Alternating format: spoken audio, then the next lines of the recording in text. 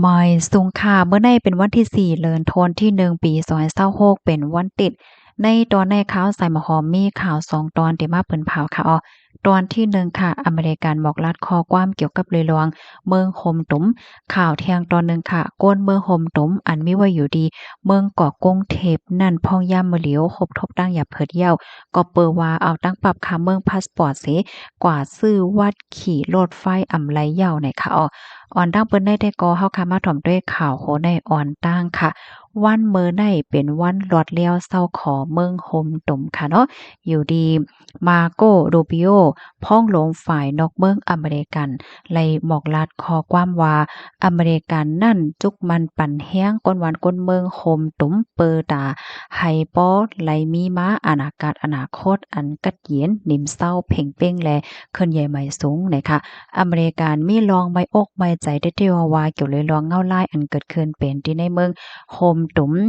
ย้อนเฮกห้องไฮของสีซึกมานเขานั้นกึดลองหาวเฮียงปยอก็เปิดตื้อตั้งปันให้ก้นวันก้นเมืองอันโหลตั้งจอยเถียมนั่นจังไลหับตั้งจอยเถียมไหนเขาปยอก็เฮกห้องไฮปล่อยปันโตก้นเจออันถุงยาวติ้งยับก้มโตไว้ลอยลายอำเพ่งเป้งเป็นถ้ำไหนค่ะหนังหือซัมโปเตจาง มีม้าลองกัดเหยียนหนิมเศร้าข้าวยาวไหนค่ะในก็เป็นลองลำลองเด็ดๆตั้งปอตอนอินโดแปซิฟิกว่าจังไหนค่ะ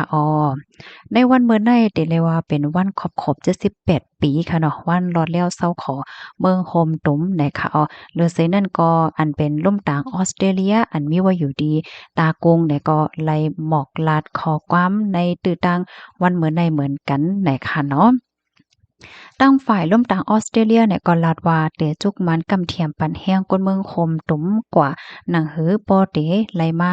ลองกัดเย็นนิ่มเศร้ามันกึมในอนาคตเมื่อนากว่านั่นนะคะคอมมอนตอนให้คาเลยเบิงอิงเอามาที่ห้องการข่าว BBC และคอมมอนดีเพกล่มต่างอเมริกันตากงว่าหนังไหนค่ะ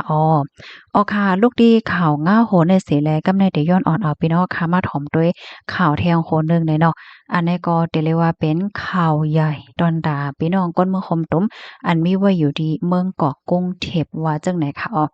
มีข่าวง่าวออกมาว่าพ่องย่ามมื้อเหลียวในค่ะนะเอาตั้งปรับเหลียงปรับค่าเมืองพาสปอร์ตเนี่ยกว่าซื้อวัดขี่รถไฟ BTS อำไลยาวเฮ็ดจังไหนคะ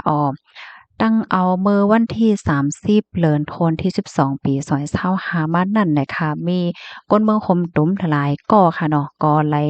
รับข่าวว่าเอาตั้งปรับค่าเมืองเหี่ยวก็กว่าซื้อบัตรเขาฮ้องว่าบัตรเดบิตอันว่านั้นอำไลยาวเฮ็ดจังได๋คะนะวัดอันใดซ้ำมันลำลองยาวก็ไผลซ้ำใจตื้อพองหลาในตอนดาก้นที่อันอยู่ไว้ดีเมืองเกาะกงเทพนั่นเนี่ยเปิ้นก็เตเลกันซื้อวัดอันในป้าจังได๋นั้นขนาดน้อยย้อนเพราะว่ามีวัดอันใดยาวในเตขึ้นรถไฟเตลงรถไฟแหละจังได๋มันมีรอง่ายหลมมันโลกว่าต่อแถวไปเจียนแถวแถวก็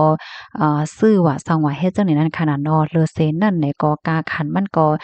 เตเด้อสร้างถูกเลอเซอันกว่าซื้อจอมกุปอกโกกำนั่นเฮ็ดจังไหนเนี่ยค่ะค่ะอันนี้ก็เรียกเลยว่าเป็นข่าวเงาที่อันนั้นหลายก็อ่อนกันตกอกตกใจแล้วก็หมั่นเจอเปิ้นก็มีความถามดังน้ำนั่นขนาดเนาะย้อนเปิดสังแลซ้ำออกมาเปิงจังไหนแหงแลซ้ำแห่หำจังไหนว่าสังว่าจังไหนเนี่ยค่ะ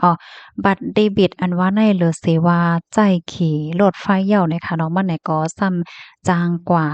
จ่ายโคกของซื้อตั้งกินตั้งย่ำทางจังไหนก่อนไลค่ะกว่าจ่ายตีเสียงตั้งกินอันที่โฮมจอม โครงการของบัตรเดบิตในก็เลยเหมือนกันนะคะเลยฉะนั้นก็กว่าซื้อโค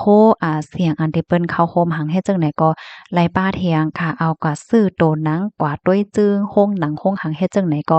ไล่เนี่ยค่ะเนาะเหมือนหนังก็เฮ็ดทางเฮ็ดผังมันมังเปิ้นตีเนี่ยก็ไล่เนี่ยค่ะมันป้องว่าบัตรเดบิตอันใดในป้อด้วยกว่าด้วยมาก็มันติคล้ายๆเหมือนจังว่าวัดอันป่านเย่เงินเฮ็ดจังเนี่ยกูก็เหมือนจังว่าเป็นแอบเงินดิจิทัลให้เนี่ยเนาะ เงินมันหนังว่าเฮาเอาเงินในกว่าใส่ลายปาก5กะมันก็อยู่ที่เฮาค่ะเนาะเพราะเหมือนจั่งว่าในวัยเฮานั้นมีเงินในเฮาก็ซื้อตั้งกินก็หลายกว่าหั้งเครื่องก็ต่อคนตาหั้งเฮ็ดจั่งใดก็หลายกว่าส่งโคของหั้งเฮ็ดจั่งใดก็หลายมันก็เหมือนจั่งว่าวัดเยเงินวัดธนาคารอันว่านั้นยาวเฮ็ดจั่งใดคะ เลยให้นั่นก็แอมกล้าไหนย่างจางเขาเฮาว่าสะสมแต้มเฮ็ดจังเนี้ยเนาะมันหนังเพราะว่าเฮาคาใจหึงเนี่ยค่ะเนาะเฮาคาเนี่ยก็มีคะแนนนำเย้าในเฮาคากว่าแลกมันจั่งว่าขี่ฟรีอำโลจ่ายเงิน5ว่ะยกอรายรับส่วนลดย่อมกามันว่าเฮาว่าเฮ็ดจังได๋ก็มีป้าเถียงนั่นค่ะนะเนาะดอนดาก้นที่อันเปิ้นอยู่ไว้ที่เมืองเกาะเหิงเปิ้นใกล้ออกข่าวต่างกว่าเหตุการณ์กว่าคืนเฮ็ดกว่ามาขี่รถไฟเนี่ยก็เปิ้นก็เลกันใจ บัตรเดบิตในเฮ็ดไหนออกมันมีหลวงหงายหลมหลายเจิดหลายเปิงว่าสังว่าจังไหนเฮ็ดไหนนั่นน่ะเนาะ กำในซ้ำห่ำหือเลยว่าห่ำมีคอเปิ้นเผาจังไหนออกมาเนี่ยมันมีผึ่นหลีกออกมาเนี่ยค่ะได้ย้อนอ่านในบัดพี่น้องค่ะนะบ่เหลียวก้นเมืองคมตุ่มแน่เพราะว่าเขาก็ติดต่อกับสืบกว่าซื้อกว่าเติมเงินให้เนี่ยเนาะเปิ้นก็ได้เอาไว้ในยืนปันเฮ็ดจังเนี่ยเนาะก็แต้มไว้ตั้งอิงกันเลยและตั้งฝ่ายไทยเนี่ยค่ะเนาะอันแต้มไว้ได้ก็เหมือนกันเหย้าเนี่ยค่ะนะเขาเตรียมว่าบัญชีเนี่ยก็หมายอากองสูนั่นค่ะเนาะอำแม่นก็จ้อมหนังเปิงของคอมพานีเนี่ยค่ะว่าย้อนเพราะว่าข้อที่1ในลงมาดีเมืองอันดีเปิ้นฮ้องว่าจั่งเหอะบ่รอดเพเฮ็ดจั่งนี้ค่ะเนาะความไทยเขาว่ากลุ่มเสี่ยงให้ค่ะนะเขาได้ก็เตรียมไว้ว่าเมียนมาโกเรียฮ้องและอิหร่านเฮ็ดจั่งไหนอ้อ2เนี่ยก็ก้นเหตุการณ์เมืองไทย3เจตอนตั้งเมืองไทยพอตอนใต้เหมือนจั่งหนังปัตตานียะลาและนราธิวาสสางเจิ้นไดให้ไหนอ้อเขาได้ก็ปันเพิ่นลิกเฮ็ดจั่งไหนออกมาเฮ็ดไหนค่ะว่าได้นะ ละลายก็หันเพิ่นเล็กจังแนวก็ตกใจเหมือนกันนั่นค่ะน่ะเนาะเมืองที่กลุ่มเสี่ยงแน่ๆบ่ใครเป็นความใต้เฮาบ่เป็นความใต้เฮาก็เหมือนจังว่าเมืองที่อันหลีไม้ใจเฮ็ดจังเนี้ยเนาะเมืองที่อันบ่รอดเพเฮ็ดจังนี้นั่นค่ะน่ะเนาะมันก็มีความถามว่าแลหั้นมีเมืองข่มตุ่มเหโกเรียฮ้องเหอิหร่านมี3เมืองเฮ็ดจังได๋นะกูก็นะค่ะ ในหลายๆก็มีความถามอยู่เฮ็ดจั่งเนี้ยเนาะมันก็ว่าย้อนเปนว่าก้นเมืองคมตุ่มดำแห้งหนาล่าแลมาใจสูนใจเสร็จอันได้แลเปิ้นปิกเป็ดอยู่เฮ็ดจั่งใดก็มีเนาะมันก็ว่าโอ้ใกล้ๆมีข่าวเงาก้นเมืองคมตุ่มก่อยเฮ็ดพิษเมียวๆๆๆติ๊กๆแลเปิ้นไข้เฮ็ดหามสูนไรจั่งใดโยเนี่ยมันก็มีความถามจั่งไหนเนี่ยค่ะนะอ๋อเงาลายลองตั้งมันได้เป็นเหือก่อแทงได้ก่อมหัวว่านะเฮาค่ะไหนก็สึกไปด้วยก่อแทงค่ะดอกค่ะยินจมกูก็ดีรับถอมปันแห้งค่ะนะรับถอมยอหันเถินจังหือพวงไหนค่ะดอก พี่น้องค่ะก็เลยดีมีโตทบหลายเจ้าเนี่ยเนาะก็ใครในกันไรค่ะนะก้นที่อันใกล้ใจได้ไรรับพรตุ่มย้อนกำเสือเนาะเพราะว่ามีไหวใดๆขึ้นๆลงๆมันง่ายโลดมันโดนไรเข้าแถวสังสิงให้ไหนเพราะว่าไรก็ไปเข้าแถวซื้อโตรถซื้อหางแถวไหนมันนำกินข้าวยามเที่ยงให้ไหนก็ทบดังอย่าเผิดลองกว่าๆมากๆกว่าเหตุการณ์ว่าหังว่าเฮ็ดจังได๋นั้นน่ะเนาะอ๋อค่ะยินจมกูก็ดีรับถอนปันแห้งค่ะเอาไม้สูงค่ะ